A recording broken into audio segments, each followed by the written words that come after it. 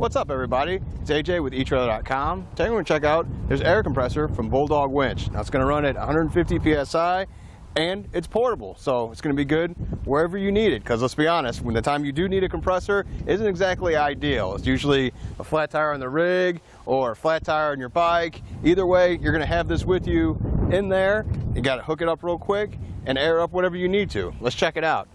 The way we're going to hook it up is via alligator clips. They're going to go on the battery here in our RV, which I actually prefer to the standard that I'm used to. I had an old compressor that was like a cigarette lighter, and yeah, it was convenient, but it also got in the way. I'd have to go inside the vehicle to plug it in, then drape the cord, which wasn't long enough anyway, and trying to get to each tire. I ended up having to move the compressor inside the vehicle to get to each tire. You got plenty of length on this cable. I can leave the compressor down here on the ground, and I'm going to be able to reach that battery in there no problem. Have a better connection and get more power out of it. It also helps that we don't even have a cigarette lighter out here available, so these alligator clamps are going to be perfect for the basement of our camper. With it attached to the battery, we got plenty of extra cord. You don't have to worry about it being super tight and catching on everything as I bring it over here to the tire. And you don't have to worry about the alligator clamps coming disconnected. Another thing I like is you got 25 feet on our coiled air tube here, so I can easily reach the front tire and the back tire too. I can even bring it all the way back here if I needed to. So I like that it's also heavy enough, the compressor is itself, that it doesn't pull opposite on the coil. It's not pulling that along. I'm not dragging anything behind me as I'm trying to reach these tires.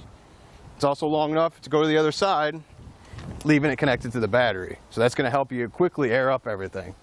Something I wanted to point out about the air hose is it connects via a quick connector. So you're going to push down here, push it on and let go. That slides back into place, which locks it to it. So even if you were pushing it to its limit and pulling it real tight, you don't have to worry about this popping off while you're going to inflate anything. And it really goes for the rest of the whole compressor. They thought of a bunch of little things that you wouldn't have thought of until you use the worst version of this. So this is an upgrade from most other compressors, like the foam handle here. Not only is that good for carrying around, but when you go to air something, let's say you have a tire that's completely flat, you fire this up, it's going to take it a little bit, so it's going to get hot. It's going to get hot here and here. You don't have to grab it in those places. You don't have to guess where you can grab it. You got the foam handle. It's not going to heat up. You're going to be fine. Another little thing is the base. It's got some rubber stops on the bottom. That way it's just not sitting on the ground, so when it's fired up and moving back and forth, you're not going to hear it. I had an old cheapy one for my car, and it would just rattle around and move while you had it turned on, and there's nothing more annoying than that while you're already trying to fill up a leaky tire. A 10-minute duty cycle is pretty good. Considering it works with tires up to 33 inches, I think it's going to be perfect for what we need on our RV today. Now, talk about it enough. Let's hook it up and fire it up. It's going to thread onto the stem on your tire, which is a pretty cool feature. That means it can't pop right off, and you don't have to hold it the whole time. If you got a really flat tire, it can be kind of a pain to just kneel down next to the tire or sit here and hold it down on there. It threads on. That easy. It also has an inline gauge, which is also awesome. So you can attach this and then see exactly how much it has in there right now. We're a little low, so we're going to give it a little bit more, but that's great to see that automatically. You don't have to get a separate tool and thread this off, see it, thread it back on. No, you don't have to do that. You got a few areas of protection to talk about too. It's got a nice fuse here. That way it keeps any feedback or anything from blowing out on your compressor itself. You can easily switch out that fuse. If that was to happen, you just replace it with another fuse. Another thing is the switch itself is protected. It's got this nice rubber coating on it. That way you don't have to worry about any weather getting to it or having it get gunked up. It's nice and protected. The switch will always work like it's supposed to. Another nice feature it has is this air filter. It screws in right here, and it's going to help when you go to suck in the air. It's going to protect your compressor, your air lines, and your tire from all that gunk that could get sucked in, or even moisture. You don't want any of that getting in your compressor or in your lines or in your tire.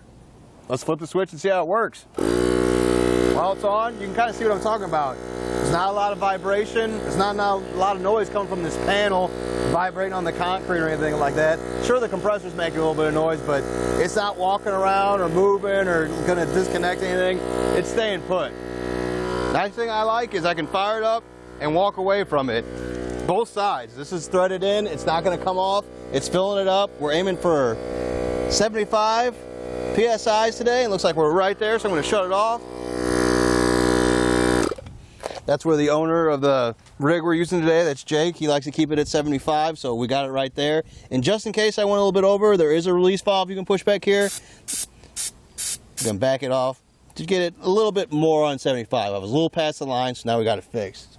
Another cool feature is it comes with its own carrying case. That's very helpful to keep it all in one place, keep it all contained. That way when you're putting it in either the back of your car or the basement of our rig here, it's not going to sprawl out and take up a bunch of space. It easily fits all the hoses, the compressor and cables will fit in there real nice and easy in the bag.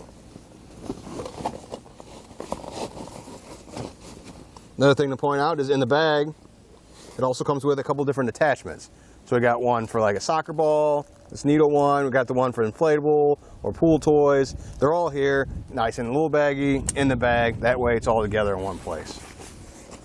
So overall, I really like this compressor. It fixed all the problems I had with my old 12-volt one, like it walking around when it's running, or just being able to screw it onto the tire when you're going to fill it up. That way you don't have to sit there and hold it the whole time. You can kind of monitor the pressure gauge that's right there, no extra tools. Comes with a carrying case, plus it's a little bit more CFM than my old one. This one runs at 2.5. The old one wasn't quite that much, so it's going to air up the tire way quicker too. Plus, when you're done, I can just throw it in the basement here, and it's out of the way. So that does it for our look at the Bulldog Winch air compressor. Hope this helped.